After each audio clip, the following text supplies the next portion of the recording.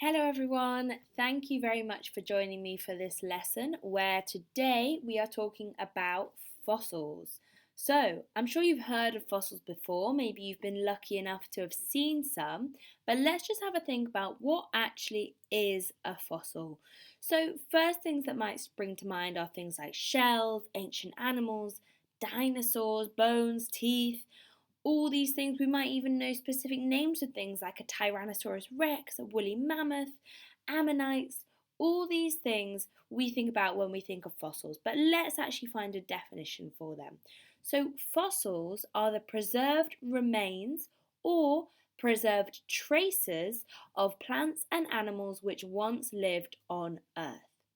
Fossils come in all shapes and sizes. They can sometimes, if we're very lucky, be whole animal skeletons. Sometimes they're parts of bones, shells, teeth, leaves, wood, bacteria, feathers, scales, or they can be traces of animal activity like footprints. We're going to see them later. Fossils can be huge, like the skull of a T-Rex, or so tiny that you can only see them by using very powerful microscopes in a laboratory. The only reason we know that animals such as dinosaurs, pterodactyls, saber-toothed cats, ammonites ever existed is because their remains were preserved as fossils. If we didn't have fossils, we would not know that they existed before us. So, who studies fossils then? Well, paleontology is the study of the history of life. So, scientists that study fossils are called paleontologists. And why do we think that a paleontologist might want to study fossils? Well, there's lots of different reasons, but for example, as we just suggested, to discover what animals and plants used to live on Earth. We can also use it to study how life has changed or evolved over time. If any of you have watched my video on the theory of evolution, on Charles Darwin's theory of evolution, he used fossils as a big part of his evidence for that theory, so it can tell us how life has changed over time. We can also study mass extinctions, past climates. It's helpful for looking at climate change as well, the way the rocks and the fossils have changed. We can discover what ancient animals used to eat, where they lived, how they behaved. Fossils are like a treasure trove of information for us to find out about the past. In terms of paleontologists, there are many different types of paleontologists because there's many different types of fossils. They don't all just study dinosaur bones. Some might study fossil fish, fossil mammals, fossil plants, fossil invertebrates like insects and crustaceans, or even microfossils, those tiny fossils that can only be seen under the microscope. So let's have a look at a couple of different examples of these fossils. So first of all, we've got what we call trace fossils. So fossils don't always have to be parts of animals or plants. They can instead be evidence for their activity. These types of fossils are called trace fossils, and paleontologists can use trace fossils as clues for how animals used to live. So here, for example, we've got dinosaur footprints in the top left. We've also got burrows, which are usually made by fish or crustaceans on the sea floor. We've got borings, which are these ones that animals make holes of. So when animals burrow into solid rock, borings can be made by animals called piddocks. And you might have heard of things like cockles, mussels, scallops, clams, oysters, those sea creatures. These are all related to piddocks, and these are the things that made borings. And the last one we've got here, have a guess, see if you can imagine what that might be. Give you a couple of seconds before I tell you the answer. It's something called coprolite, and this is actually just a fancy word for fossil poo. So this one we think is poo from a Tyrannosaurus rex, and fossil poo we called coprolite. So the next type of fossil we have are moulds and casts. So the first one, moulds. Sometimes when fossils form, the actual animal or plant completely dissolves away, leaving only an outline of its shape in the rock. This impression or hollow shape is called a mould. The other type, a cast, is when the mould might get filled in with minerals to create a replica of the organism's original shape. So this replica is called a cast. It doesn't contain any material from the original animal or plant. We had a mould of the shape of it, and the mould has been naturally filled with other minerals. So, moulds and casts. So then, how are these fossils formed? Most plants and animals don't actually become fossils when they die. Why might that be, we can ask? Well, it's because when animals and plants normally die, they are usually eaten by scavenging animals, maybe they're broken up by and weathered by the wind, ice waves, or maybe they simply decay away. So we need some very certain conditions for fossils to actually be formed, and there are 4 different ways. Burial in soft sediment, and this is the most common way, so it's the one we're going to go into the most detail about, but there's also being trapped in amber, trapped in tar pits, or freezing. So let's have a look at the first one, rapid burial. So it's a 6-stage process. As I've said, it's the most common way for a fossil to form. It's for it to be buried quickly in soft sediment, so that means like mud or sand, in a calm, watery environment, such as the bottom of a lake or a sea floor. Calm because if there were big choppy waves, it would just brush all that sand or mud away. So we're going to go through an example with this animal called a plesiosaur. It's a marine reptile. So the first thing that has to happen is that the animal dies. So it's swimming in the sea, it dies, and then its body is going to fall to the sea floor. So normally other animals would eat them or it would rot away, but in this case a submarine landslide, so that means a landslide underwater, occurs nearby, which means the plesiosaur gets buried in soft muddy sediment. That protects it from being gobbled up by someone else or damaged in some other way. It's protected from scavenging animals. So the animal dies, it's quickly buried by soft sediment which protects it. We then have the decay of its soft parts. So things like the muscles, the skin, and other soft parts are then digested by bacteria in the sediments. They decay away, and only the hardest parts, like the bones and the teeth, are left. We then have a build-up of sediment and resulting fossilization. So as time passes, more and more sediment, that's sand or mud or clay, builds up in layers on the sea floor. The weight of all these layers on top of the plesiosaur skeleton squashes the soft mud and it begins to turn into rock. So when we have lots of pressure from layers, soft sediment turns into rock. This is called lithification. Water is squeezed out of the mud and it seeps into the plesiosaur's bones. So all those pressure from the layers turns the sand or clay or mud into rock, and the water, the moisture, is pushed out, and instead it finds a place to go and it goes into the plesiosaur's bones. Minerals and chemicals in that water gradually change the bones and the teeth left from the plesiosaur into stone.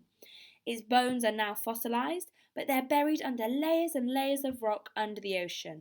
So how on earth do we ever get to find them? The next thing that happens is we get something called uplift. Over millions of years, sections of the Earth's crust called tectonic plates, they're the bits of jigsaw puzzle that make up the Earth's crust, they move around. Continents can crash into each other, they can shove rocks upwards during mountain building, we can have earthquakes, lots of other processes because of these tectonic plates moving. Sea levels can also rise and fall over time, exposing or covering up new areas of rock. So over time, rocks that were previously at the bottom of the ocean can be uplifted onto land. For example, the rocks at the top of Mount Everest, the tallest land mountain on planet Earth in the Himalayas, contains lots of marine fossils, meaning that although now they're over 8 kilometres above sea level, at one point these rocks were actually formed way down under the sea. So we even have these fossils at the top of Mount Everest because of uplift. Then, for us to be able to find them, we get erosion and exposure. So over millions of years, the rock layers on the Earth's surface are gradually stripped away by weathering and erosion. Wind, water and ice break down the rock into smaller fragments, and they're then transported away by river, glaciers or wind. So natural erosion, if you know how that process works. Part of the plesiosaur skeleton might then be revealed at the surface because the rock around it has been eroded away and can be discovered by a lucky fossil hunter. It's very rare to find full skeletons as fossils. In reality, it's much more likely that we would find a small piece of bone or tooth.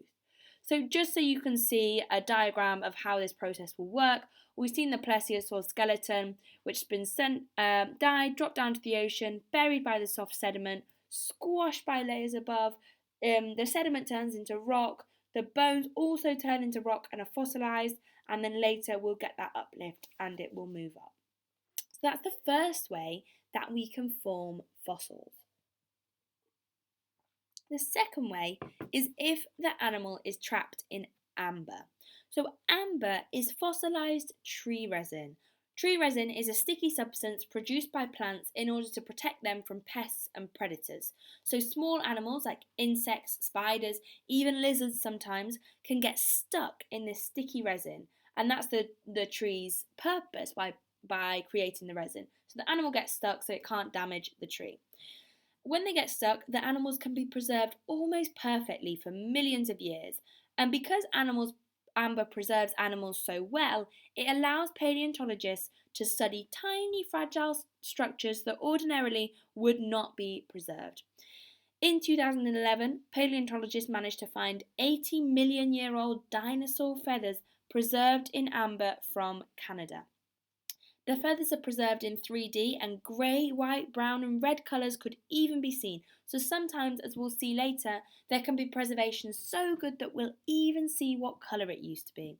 And these feathers are thought to be some of the earlier forms of feathers that dinosaurs that we found, and these are extremely rare in the fossil record. So amber preservation is very good level preservation, but just for teeny tiny creatures. So for example, we've got here a beetle in amber or a mosquito in amber.